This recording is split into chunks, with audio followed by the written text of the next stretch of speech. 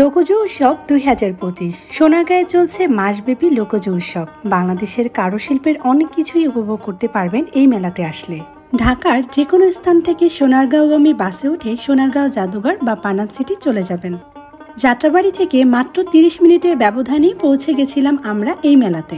জাদুঘরে entry ticket ছিল জনপ্রতি মাত্র 50 টাকা করে, তবে স্টুডেন্ট কার্ড দেখাতে পারলে জনপ্রতি 30 টাকা করেই ঢুকতে পারবেন। প্রথমে ঢুকতেই বড় সর্দার বাড়ি পেয়ে যাবেন, যেখানে প্রবেশ মূল্য জনপ্রতি মাত্র 100 টাকা করে, যেখানে রাজাবাদশাদের ব্যবহৃত বিভিন্ন জিনিসপত্র প্রদর্শিত হয়েছে।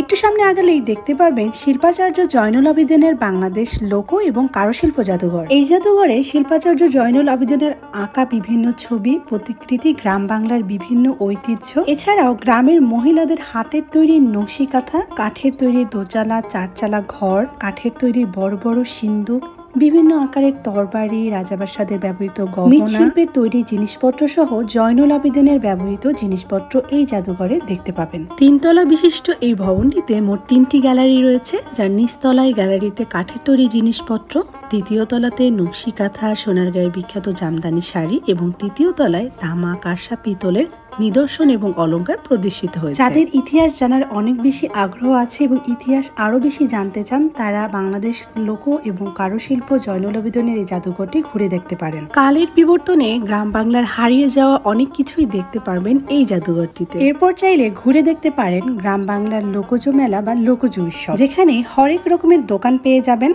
সাথে গ্রাম বাংলার হারিয়ে যাওয়া অনেক তৈজসপত্র এই মেলাতে দেখতে পারবেন, যার মধ্যে অন্যতম হাতে আঁকা রিক্সা প্রিন্ট করা বাহারি রকমের ক্যানভাস, মাটির তৈরি শখের হাড়ি অন্যতম। এছাড়াও এই মেলা থেকে কিনতে পারবেন কাঁসা বা পিতলের তৈরি গহনা ও তৈজসপত্র, তাঁতের তৈরি জামা, জামদানি শাড়ি, বাহারি কালার এবং ডিজাইনের এই জামদানি তাঁতের শাড়ি এবং 3 পিস আপনারা 500 থেকে 1000 টাকার মধ্যে কিনতে পারবেন। এই মেলাতে আসলে আপনারা কিভাবে শীতল পাটি এবং পাখা তৈরি করে সেই বুনন কৌশলটাও শিখে নিতে পারবেন। রঙিন এই শীতল পাটিগুলো কিনতে পারবেন 500 থেকে 2000 টাকার মধ্যে। মেলাতে আসলে 30 টাকা থেকে শুরু করে 200-300 টাকার মধ্যে অনেক সুন্দর সুন্দর ঘর সাজানোর জিনিসপত্র পেয়ে যাবেন।